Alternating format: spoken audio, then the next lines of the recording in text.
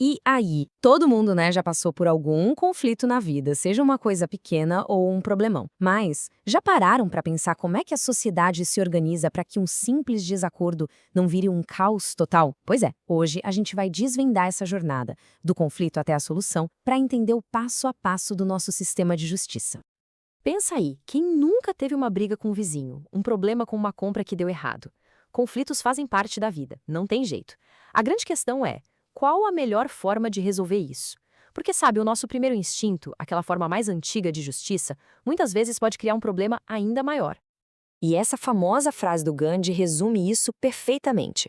O problema daquela forma mais primitiva de justiça é esse, a vingança, a ideia de cada um resolver as coisas com as próprias mãos. Imagina só, se cada pessoa decidisse aplicar a sua própria lei, a sociedade viraria um caos completo.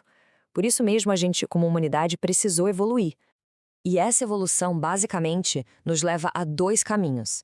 De um lado, tem a tal da autotutela, que é, bem, fazer justiça com as próprias mãos. Hoje em dia isso é proibido, na maioria das vezes, claro. E do outro lado, a gente tem a heterocomposição. Nome complicado, né? Mas a ideia é simples. É quando a gente chama uma terceira pessoa, alguém neutro, para ajudar a resolver o conflito. E quem é essa terceira pessoa, geralmente? É o Estado.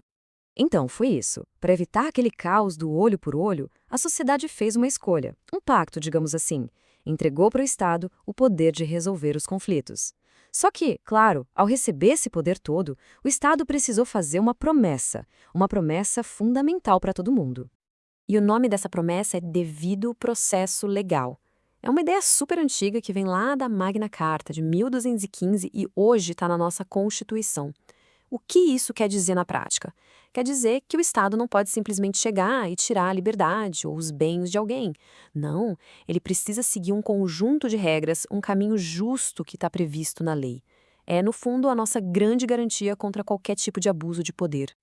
Beleza, então o Estado prometeu ser justo. Mas como é que ele faz isso acontecer na prática? Bom, ele usa tipo um kit de ferramentas, com três peças essenciais.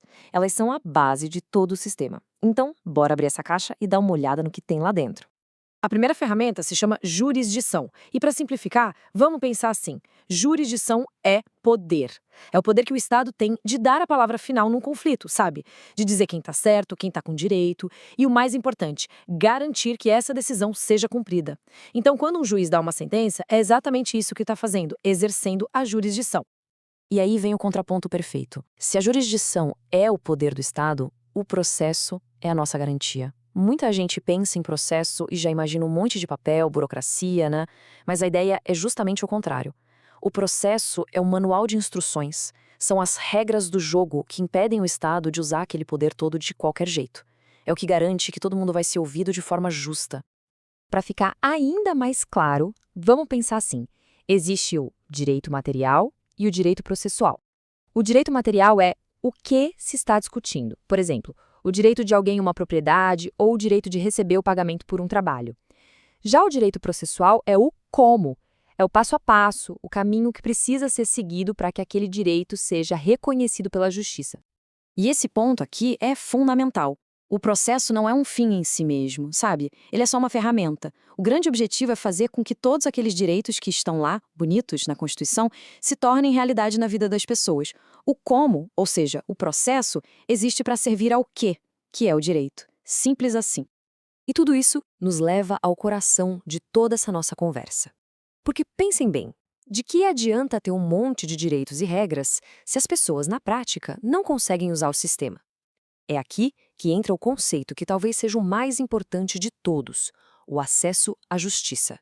Essa citação é muito, muito forte. Acesso à justiça não é simplesmente poder entrar com uma ação na justiça. É muito mais do que isso. É a garantia de que qualquer pessoa, não importa ser rica ou pobre, de onde ela vem, possa ter seus direitos protegidos de verdade.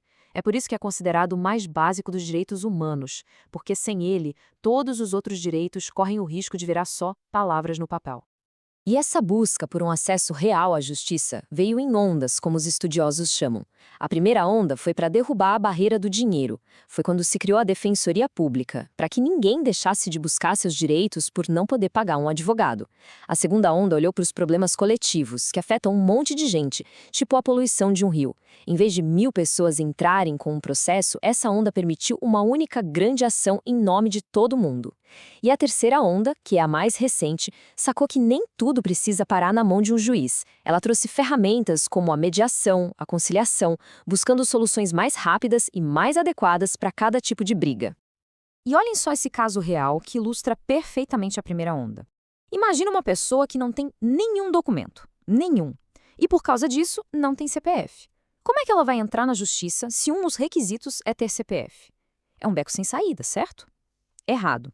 Nessa decisão, um juiz entendeu uma coisa muito lógica. A falta do documento não podia ser um obstáculo para a pessoa buscar exatamente o direito de ter um documento. Isso, gente, é acesso à justiça na prática. Ok, até agora a gente viu a teoria, os conceitos. Mas como é que tudo isso impacta o nosso dia a dia de verdade?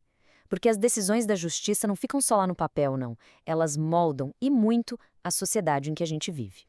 E o impacto é gigantesco. É só pensar em algumas decisões importantes do Supremo Tribunal Federal, o STF.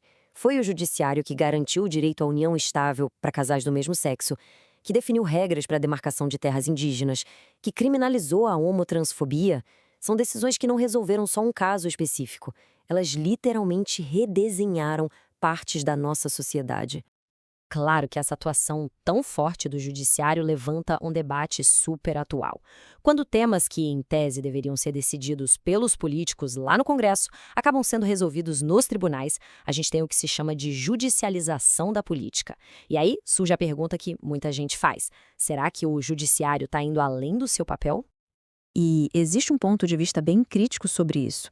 O argumento principal é que, ao levar tudo para a justiça, a sociedade acaba abrindo mão de debater, de negociar, de construir soluções através da política, que seria o espaço natural para essas discussões. É como se a gente trocasse um grande debate democrático por uma decisão mais técnica vinda de um tribunal. Para a gente entender melhor o papel de cada um, esse quadro ajuda bastante. Olha só, o Legislativo, que é o Congresso, cria leis gerais, que valem para todo mundo.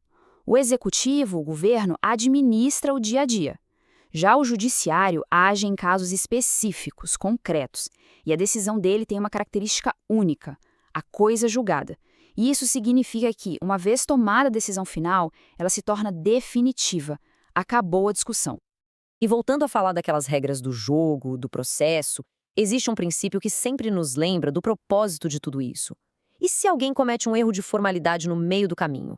A regra é clara e vem de uma expressão em francês, pas de nullité sans griffe, ou seja, não há nulidade sem prejuízo. A ideia é super prática. Um erro técnico só vai anular alguma coisa se ele realmente prejudicou alguém. É a prova de que a forma não pode ser mais importante que a justiça. E essa citação amarra o raciocínio de um jeito perfeito. A técnica, as regras do processo, elas existem para ajudar, para garantir um caminho seguro e justo para todo mundo. O que elas não podem, de jeito nenhum, é se transformar num labirinto cheio de armadilhas que impede as pessoas de chegarem onde precisam, de alcançarem seus direitos. O instrumento nunca pode virar um obstáculo. E é com essa reflexão que a gente termina.